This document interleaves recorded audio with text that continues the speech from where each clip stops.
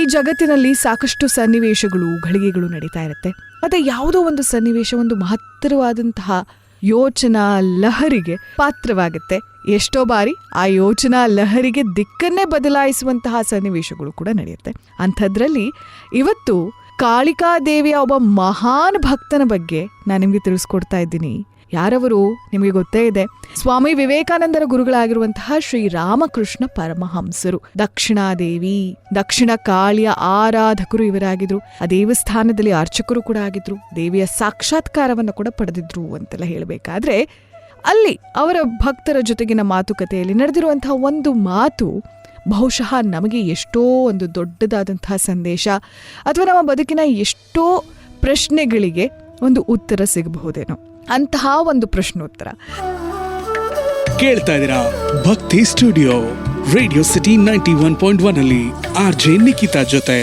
ಸಾಧಾರಣವಾಗಿ ಮನುಷ್ಯ ಅನ್ನುವಂಥವನು ಏನೇ ಮಾಡಿದ್ರೂ ಕೂಡ ತನ್ನ ಆತ್ಮ ಸಂತೋಷಕ್ಕೋಸ್ಕರ, ಆತ್ಮ ತೃಪ್ತಿಗೋಸ್ಕರ ಮಾಡ್ತಾನೆ ಅಲ್ವಾ. ಚೆನ್ನಾಗಿ ಊಟ ಮಾಡೋದಾಗಿರ್ಬೋದು, ಮದುವೆ ಆಗೋದಾಗಿರ್ಬೋದು, ಮಕ್ಕಳಾಗೋದಾಗಿರ್ಬೋದು, ಒಳ್ಳೆಯ ಸಂಪಾದನೆ ಆಗಿರ್ಬೋದು, ಏನೇ ವಿಚಾರ ಒಂದು ಅರ್ಥದಲ್ಲಿ ಒಂದು ಬ್ಲಿಸ್, ಒಂದು ಆತ್ಮ ಸಂತೋಷ, ಆತ್ಮ ನೆಮ್ಮದಿಗೋಸ್ಕರ ಆತ ಮಾಡ್ತಾನೆ. 19ನೇ ಶತಮಾನದಲ್ಲಿ ಶ್ರೀರಾಮಕೃಷ್ಣ ಪರಮಹಂಸರು ಕೋಲ್ಕತ್ತಾದ ದಕ್ಷಿಣೇಶ್ವರದಲ್ಲಿರಬೇಕಾದ್ರೆ ಅದೇ ರೀತಿಯಾದಂತಹ ಆತ್ಮ ನೆಮ್ಮದಿಯನ್ನ ಇವರ ಅಸ್ತಿತ್ವ ನೀಡ್ತಾ ಇತ್ತು. ಇವರ ಜೊತೆಗಿನ ಮಾತುಕತೆ, ಜ್ಞಾನವನ್ನು ಹಂಚ್ಕೊಳ್ಳುವಂಥದ್ದು ಇವೆಲ್ಲವೂ ಕೂಡ ನಡೀತಾ ಇತ್ತು. ಇವರ ಬಗ್ಗೆ ತಿಳ್ಕೊಳ್ಳುವಂಥದ್ದೇ ಒಂದು ರೀತಿಯಲ್ಲಿ ಒಂದು ವಿಶೇಷವಾದಂತಹ ಅನುಭೂತಿ ನೀಡ್ತಾ ಇತ್ತು. ಹಾಗಾಗಿ ಇವರನ್ನು ಭೇಟಿ ಮಾಡೋದಕ್ಕೆ ಅಂತ ಹೇಳಿ ಬೇರೆ ಬೇರೆ ಊರುಗಳಿಂದ, ದೇಶಗಳಿಂದೆಲ್ಲ ಬರ್ತಾ ಇದ್ರಂತೆ. ಆಗ ಒಬ್ಬ ಶಿಷ್ಯ, ಶ್ರೀರಾಮಕೃಷ್ಣ ಪರಮಹಂಸರ ಶಿಷ್ಯನೊಬ್ಬ ಒಂದು ಪ್ರಶ್ನೆಯನ್ನು ಕೇಳ್ತಾರಂತೆ ಶ್ರೀರಾಮಕೃಷ್ಣ ಗುರುಗಳಲ್ಲಿ. ಗುರುಗಳೇ, ದಕ್ಷಿಣೇಶ್ವರಕ್ಕೆ ಯಾವುದೋ ಊರುಗಳಿಂದ, ದೇಶಗಳಿಂದೆಲ್ಲ ನಿಮ್ಮನ್ನು ಭೇಟಿ ಮಾಡೋದಕ್ಕೆ ಅಂತ ಹೇಳಿ ಬರ್ತಾರೆ. ಆದರೆ ಊರಿನವರು ಮಾತ್ರ ಯಾಕೆ ನಿಮ್ಮ ಹತ್ರ ಬರೋದಿಲ್ಲ ಅಂತ ಕೇಳ್ತಾರಂತೆ.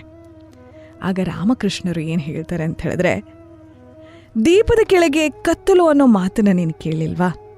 ಹಾಗೆ ಕಣೋ, ನೋಡು, ಒಂದು ಹಸುವನ್ನ ಗಂಗಾ ನದಿಯ ತಟದಲ್ಲಿ ಹಗ್ಗದಿಂದ ಕಟ್ಟಿ ಹಾಕಿದ್ರೆ ಎಷ್ಟೇ ಬಾಯಾರಿದ್ರೂ ಕೂಡ ಗಂಗೆಯ ಆ ನೀರನ್ನು ಸವಿಯೋದಕ್ಕಾಗೋದಿಲ್ಲ ಆ ಹಸುಗೆ.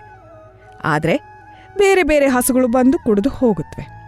ಹೀಗೆ ಯಾರ ಆತ್ಮ ಸಿಕ್ಕಿ ಹಾಕಿಕೊಂಡಿರುತ್ತೋ ಒಂದು ಮೋಹದಲ್ಲೋ, ಒಂದು ಕರ್ಮದಲ್ಲೋ ಎಲ್ಲಾದರೂ, ಆಗ ಆ ಪರಮಾತ್ಮನ ಬಗ್ಗೆ ಕೇಳೋದಕ್ಕೆ ಅವರ ಮನಸ್ಸು ಅಷ್ಟು ಇಷ್ಟಪಡೋದಿಲ್ಲ. ಇದು ಒಂದು ರೀತಿಯಲ್ಲಿ ಮಾಯೆ. ಆ ಮಾಯೆ ಇರುವವರೆಗೂ ಕೂಡ ಆ ಶಕ್ತಿಯ ನೆನಪು, ಆ ದೇವರ ನೆನಪು, ನಾಮಸ್ಮರಣೆ, ಕೃತಜ್ಞತೆ ಇದು ಯಾವುದೂ ಆತನ ಮನಸ್ಸಿಗೆ ಬರೋದಿಲ್ಲ ಅಂತ ಹೇಳಿ.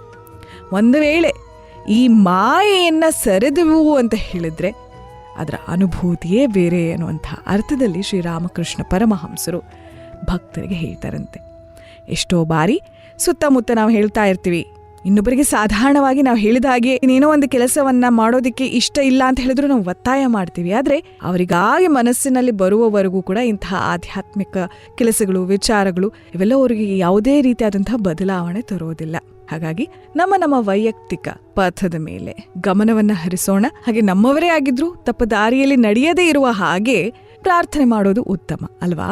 ಆಗಲಿ, ಒಂದು ಅರ್ಥಪೂರ್ಣ ನುಡಿ, ಸಾಕಷ್ಟು ವಿಚಾರಗಳನ್ನ ಹೀಗೆ ತಿಳ್ಕೊಳ್ತಾ ಹೋಗ್ತೀವಿ ಶುಭೋದಯದಲ್ಲಿ. ನಿಮ್ಮ ಅಭಿಪ್ರಾಯವನ್ನು ನನಗೆ ತಿಳಿಸಬೇಕು ಅಂತ ಹೇಳಿದ್ರೆ 9556060601 ಕಳಿಸ್ಕೊಡಿ. ಮತ್ತೊಮ್ಮೆ 9586060601 ಕಳುಹಿಸಿಕೊಡಿ.